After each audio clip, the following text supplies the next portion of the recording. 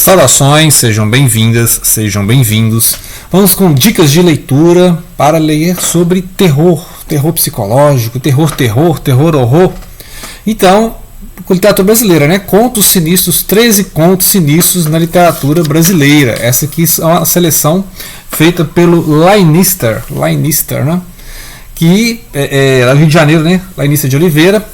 E eu já comentei em outros vídeos essa coletânea também do Braulio Tavares, né? Contos fantásticos, aqui tem contos fantásticos e contos de terror também, né? Horror psicológico, horror terror, horror cósmico, né? A lá Lovecraft, né? E tem até conto que repete, viu? Por exemplo, o Luiz de Azevedo tem um conto Demônios, né? Que é um pouco Lovecraft, apocalíptico. Tem aqui e tem também aqui, né? Então fica a dica. Esse aqui tem clássicos, né? Tem clássicos do terror e vários autores, né? Inclusive tem aqui o João do Rio, né? Aquele o carnaval zumbi, né? Lembra lá do bebê de Tarlatina, né?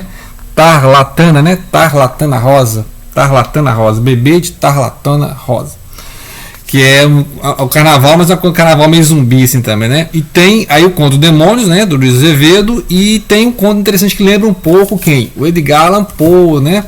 Aqui desse clássico Histórias Extraordinárias, que é o nome que o Charles Baudelaire, né, traduziu. Então ficou esse conto, o Contos do Arabesco, né? Do Edgar Allan Poe ficou do Fantástico do Arabesco, ficou aqui Histórias Extraordinárias, né? E tem essa adaptação da Clarice Lispector, né? Histórias Extraordinárias, que é condensado, é reescrito, é adaptado, né? Então é interessante que é aquela questão dos terrores mais básicos, né? Os terrores mais básicos psicológicos, como por exemplo aqui o terror do enterrado prematuro, né? O enterrado vivo, né? Então tem um conto terrível aqui, que já aconteceu, né? A gente sabe que não aconteceu na realidade, pessoas que foram enterradas ainda vivas, né? Então imagina a condição humana da pessoa enterrada viva. Então é um conto bem macabro. A ênfase que ele passou aqui em termos de época, né, é do século XIX e início do XX. Então que com certeza vai ter a Noite da Taverna, né? Noite na Taverna, do Álvares de Azevedo, né? Ele selecionou aqui o conto Bertrand. E tem Bernardo Guimarães, tem Machado de Assis, né? A Luiz Azevedo, João do Rio, Humberto de Campos, Lima Barreto, o do cemitério, né? O cara viu uma foto de uma mulher no cemitério e começa a idealizar como é que seria essa mulher viva, né? Então é interessante assim, a questão da beleza e da morte, né? A beleza efêmera, né? Então um pouco de Baudelaire nesse ponto. E o defunto é esse do Thomas Lopes, né? Que aí vai ser aquela questão do enterrado vivo, né? Essa aqui do Contos Fantásticos do Tavares, né? É mais amplo, né? Então tem fantástico, tem ficção científica, né? Tem macabro, né? A lá Lovecraft. Então tem caso do Mauro de Andrade, tem Murilo Rubião, Berilo Neves, André Carneiro, Orígenes Lessa, Machado de Assis, claro, Luiz Seixas, Lídia Fagundes Teles, uma das formigas, né? Duas estudantes vão para casa e vêem um baú cheio de ossos, né? E as formigas vão invadindo a casa, coisa estranhíssima. O Conto dos Demônios do Luiz de Azevedo, que é meio apocalíptico, meio fim do mundo, assim, né? Sobreviventes do apocalipse, uma coisa estranha. Meio horror cósmico, né? E tem também aquele da risada, né? Aqui acho que também tem a gargalhada, né? Do Orígenes Lessa, né? Que também é horror cósmico, uma gargalhada que todo mundo vai ouvindo. Ninguém sabe de onde vem, né? Ocupa a terra toda, uma coisa meio surrealista também, né?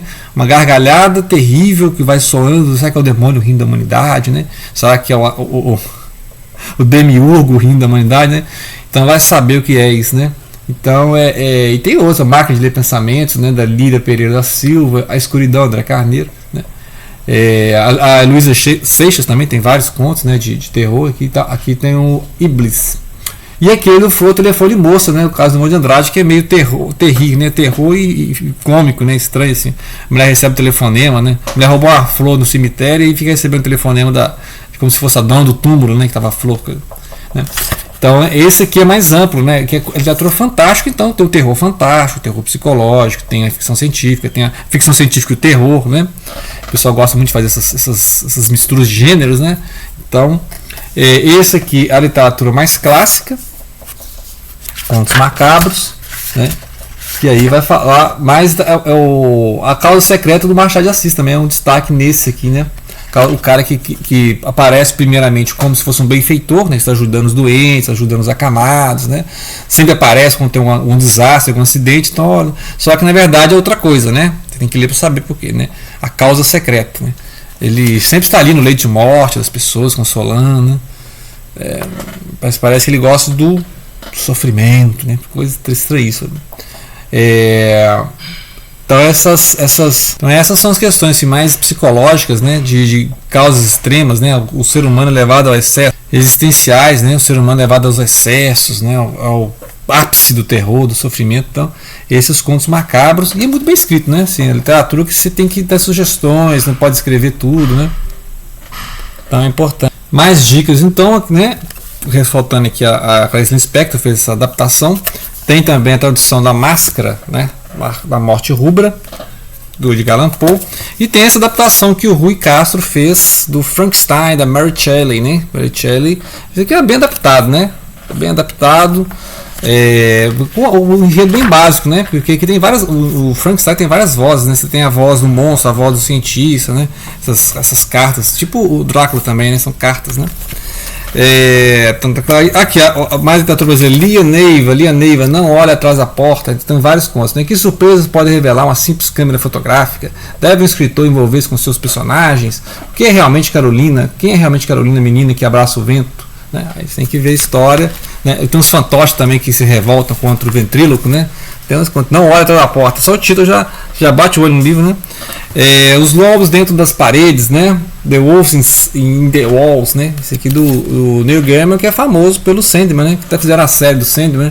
Então tem quadrinhos, vários quadrinhos seriados, né? Várias etapas, várias temporadas de quadrinho, vários arcos narrativos. E aqui lobo dentro das paredes, né?